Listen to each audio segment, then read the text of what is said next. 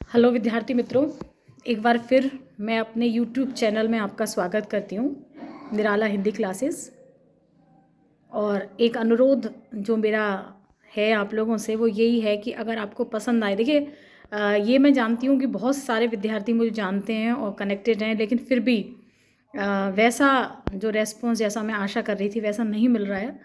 तो कई बार निराशा भी होती है कि हो सकता है कोई कमी रह रही है, लेकिन फिर भी प्रयास जारी है। तो अगर आपको पसंद आए तो सब्सक्राइब और लाइक ज़रूर करें आप, और अपने व्यूज़ दें, तभी जाके अगर कोई कमियां भी हैं तो वो दूर की जा सकती हैं। तो आज हम बात करेंगे बीए पार्ट फर्स्ट में एक एकांकी की किताब लग रही है, 5 एकांकी पंचरत्न। उसमें एक एकांकीकार हैं भुवनेश्वर, उन्हीं के बारे में आज अपन बात करेंगे। जो भुवनेश्वर है उनका विशेष योगदान है हिंदी एकांकी के विकास में। और कारवां नाम से उनका एक एकांकी संग्रह है जो 1935 में प्रकाशित हुआ, जो बहुत ही ख्याति प्राप्त है। इसी संग्रह में एक एकांकी लगी हुई है जिसका नाम है श्यामा एक वैवाहिक विडंबना। आधुनिक जीवन में, आधुनिक समाज में, जीवन में अनेक विसंगतियां आ गई हैं। तो उन्हीं विसंगतियों में से एक विषय को लेकर के एकांकीकार ने इस एकांकी की रचना की है। हालांकि बहुत सारी और भी एकांकियां हैं उनकी जो चर्चित एकांकियां हैं, जैसे प्रतिभा का विवाह है, शैतान है, लॉटरी है, स्ट्राइक है, रोशनी की आग है। ऐसे बहुत सारी एकांकियां हैं। एक साम्यहीन साम्यवादी एकांकी है उनकी। और इसके अलावा एक आज़ादी की नींव है, सिकंदर है, अकबर है, चंगेज़ खां है, मृत्यु है, हम अकेले नहीं हैं। ऐसी बहुत सारी एकांकियां हैं जो उल्लेखनीय एकांकियां उनकी मानी जाती हैं। बहुत सारे प्रयोग भी उन्होंने हिंदी एकांकी के क्षेत्र में किए हैं जिन्हें एब्सर्ड नाटक की श्रेणी में रखा जा सकता है। और उनकी जो एकांकियां हैं, पश्चिम का जो प्रभाव है, पश्चिम की जो एकांकियां थी उनका नाटक का, वो देखा जा सकता है उनके एकांकियों के ऊपर। तो इन्हीं की एकांकी के बारे में हम बात कर रहे हैं।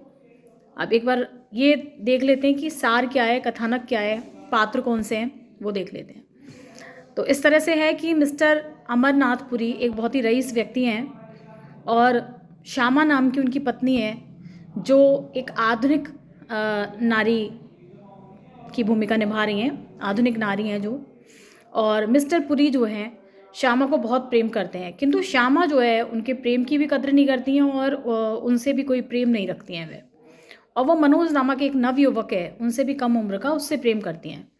मनोज भी श्यामा को बहुत प्रेम करता है और इतना प्रेम करता है कि मिस्टर पुरी के समक्ष उनको बता देता है कि वो उनकी पत्नी से प्रेम करता है। किंतु श्यामा के डर की वजह से मिस्टर पुरी मनोज से कुछ कह नहीं पाते और विवश हैं, वो उनके घर में रह रहा है और विवश हैं, वो कुछ कह नहीं सकते। जबकि मनोज बिल्कुल निर्भीक होकर मिस्टर पुरी से कहता है कि आप प्यार करना ही नहीं जानते हैं, और प्रेम करना किसे आता है, उसे, अर्थात मनोज को आता है, ऐसा कहता है वो। और मिस्टर पुरी जो है उसकी विवाहिता होने के बाद भी श्यामा पति के रूप में उनको अपने हृदय से ग्रहण नहीं कर पाई हैं और मिस्टर पुरी एक लाचार सी विवशतापूर्ण जीवन जो है उसको जीने के लिए मजबूर हैं। तो श्यामा उनके लिए एक वैवाहिक विडंबना बन करके रह गई है। इस तरह की एकांकी है। अगर पात्रों की बात करें हम तो एक तो मिस्टर पुरी ही हैं जो नायक हैं एकांकी के, और उसके बाद श्यामा जो कि मिस्टर पुरी की पत्नी है।